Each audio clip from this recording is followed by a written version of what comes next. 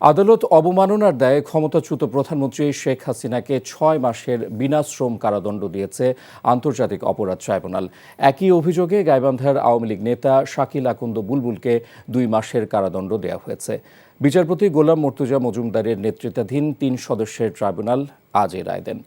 তাদের গ্রেফতার বা আত্মসমর্পণের দিন থেকে কারাদণ্ড কার্যকর হবে। পুনর্গঠিত ট্রাইব্যুনালে এই প্রথম কোনো মামলায় সাজা পেলেন শেখ হাসিনা।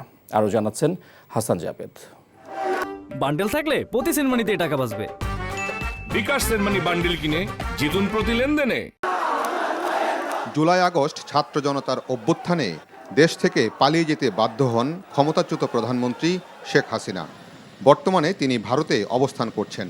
সেখান থেকেই ভার্চুয়ালি নেতাকর্মীদের সাথে যোগাযোগ করছেন এবং নির্দেশনা দিয়ে যাচ্ছেন।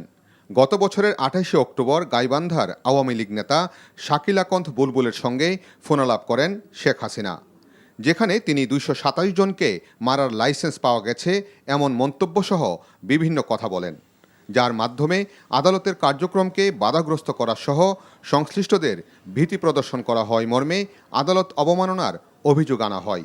শুনানি শেষে ২ জনকে সাজা দিয়েছে ট্রাইব্যুনাল। এই ট্রাইব্যুনালের বিচারাধীন প্রক্রিয়াকে প্রেজুডিস করার অপরাধ, এই অপরাধ চূড়ান্তভাবে প্রমাণিত হওয়ায় আন্তর্জাতিক অপরাধ ট্রাইব্যুনাল নাম্বার ১ আসামি শেখ হাসিনাকে ৬ মাসের বিনাশ্রম কারাদণ্ড এবং আসামি শাকিল আকন্দ বুলবুলকে ২ মাসের বিনাশ্রম কারাদণ্ডে দণ্ডিত করেছেন এবং এটাও নির্দেশ দিয়েছেন যেদিন তারা আত্মসমর্পণ করবেন অথবা পুলিশ কর্তৃক ধৃত হবেন তারপর থেকে এই সাজা কার্যকর হবে। ট্রাইব্যুনালে এমিকাস কিউরি হিসেবে বক্তব্য রাখেন এওয়াই মশিউজ্জামান এবং রাষ্ট্রনিযুক্ত আইনজীবী আমির হোসেন। আওয়ামী লীগ বড় রাজনৈতিক দল, সেই দলের প্রধান যদি হুমকি দেন তবে তা বিচার কাজে সম্পৃক্তদের ভীত সন্ত্রস্ত করবে শুনানিতে এমন মন্তব্য করে ট্রাইব্যুনাল। আইন অনুযায়ী আমরা কাজ করব, সুতরাং ভীত হবার কোনো কারণ নেই। আমরা কনসার্ন সাক্ষীদের নিয়ে।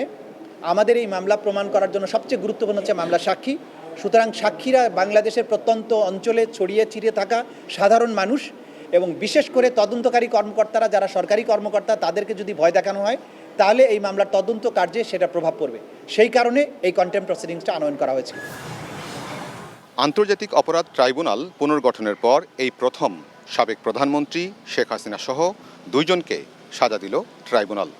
ইতিমধ্যেই শেখ হাসিনার বিরুদ্ধে আরেকটি মামলায় অভিযোগ গঠনের শুনানি চলছে। সাক্ষ্য প্রমাণ এবং যুক্তিতর্কের মাধ্যমে সেই মামলাটিরও একটা সুরাহা হবে। হাসান জাবেদ, এনটিভি নিউজ, আন্তর্জাতিক অপরাধ ট্রাইব্যুনাল, ঢাকা। বান্ডেল থাকলে প্রতি সেনমানিতে টাকা বাঁচবে। বিকাশ সেনমানি বান্ডেল কিনে জিতুন প্রতি লেনদেনে।